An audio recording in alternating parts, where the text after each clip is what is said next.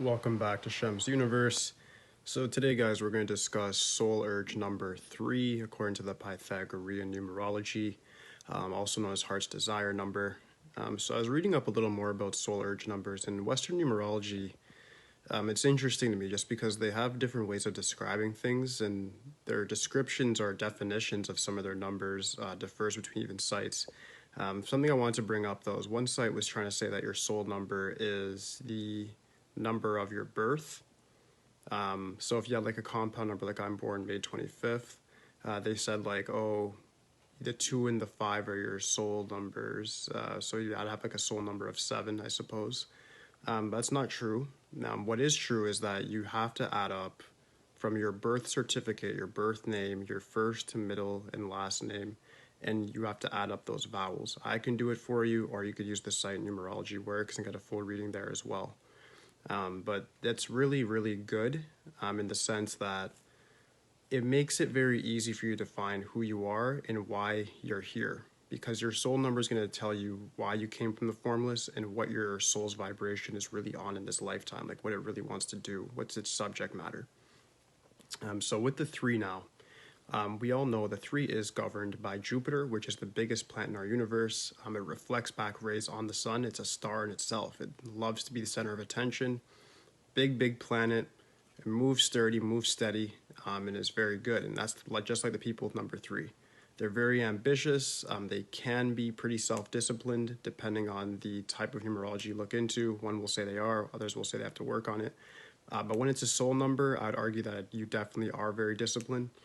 You have very lofty goals and dreams, and you're very verbose. You guys' communication skills is A1, right next to number 5. You guys also have writing and artistic skills, which make you outdo number 5 in that sense, whereas 5 is more of an oratory type of number. So with the 3, my career choices for you would be teaching, acting, writing, journalism, sales, or self-employment. The reason being is because self-employment, you guys have the confidence for it.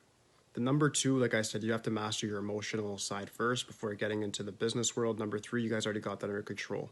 You guys kind of look at life similar to war. You guys don't really take it that serious in regards to if bad things occur. You guys tend to just look at it from a standpoint of, well, I got to get through it.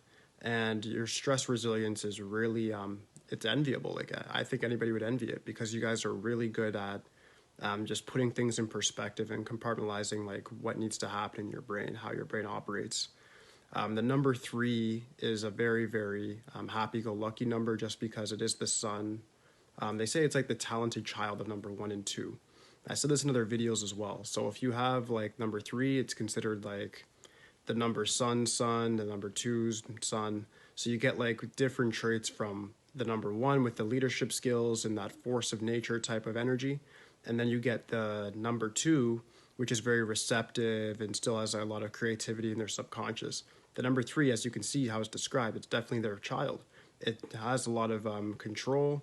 It's also able to be emotionally secure. So it's kind of like a hybrid between those 2 numbers. So the 3 is also the beginning of a series. It's considered a part of the triad.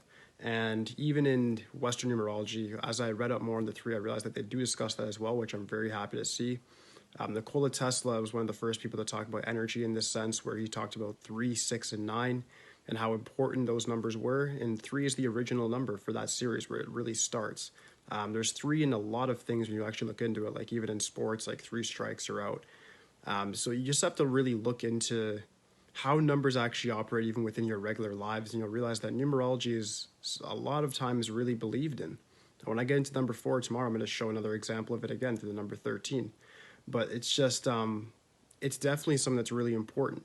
And if you have 3 as your soul urge number, what you have to understand is that you need to find a creative outlet.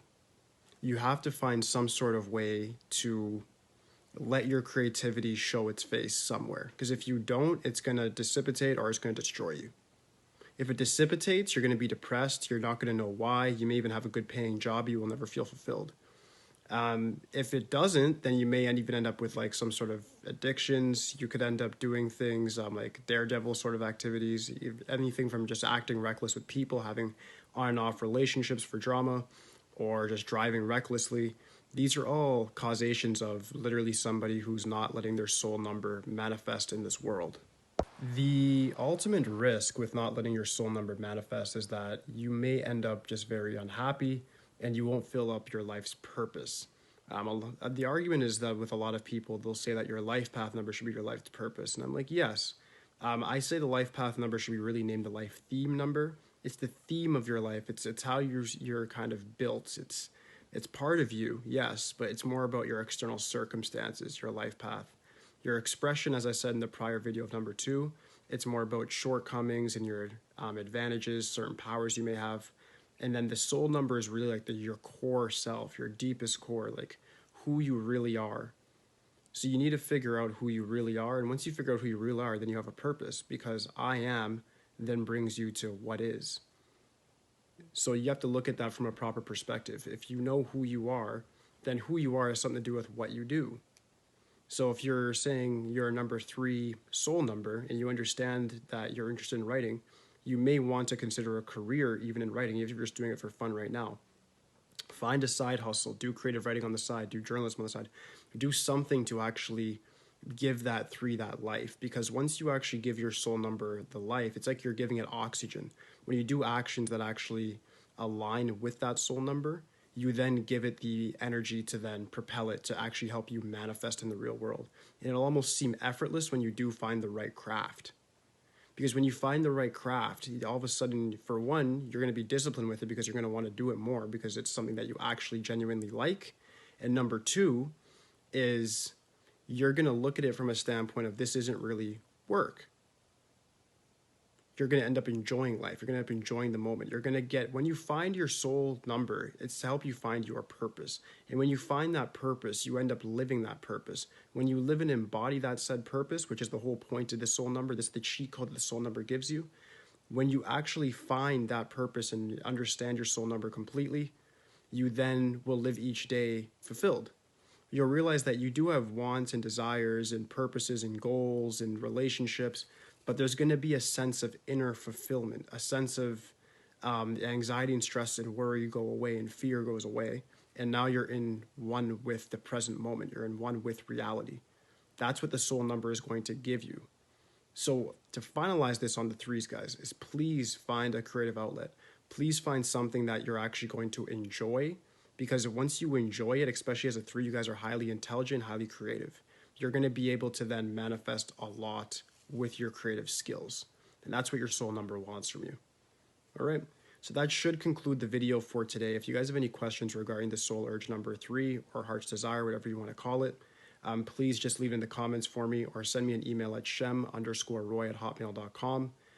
You can also follow me at Shem's Universe 8.0 on Instagram and then send me a message there as well. Completely your choice. I'll answer you wherever you message me. It's completely fine. Aside from that, though, guys, thank you so much for watching today. Please like, subscribe, holla at me. That's it.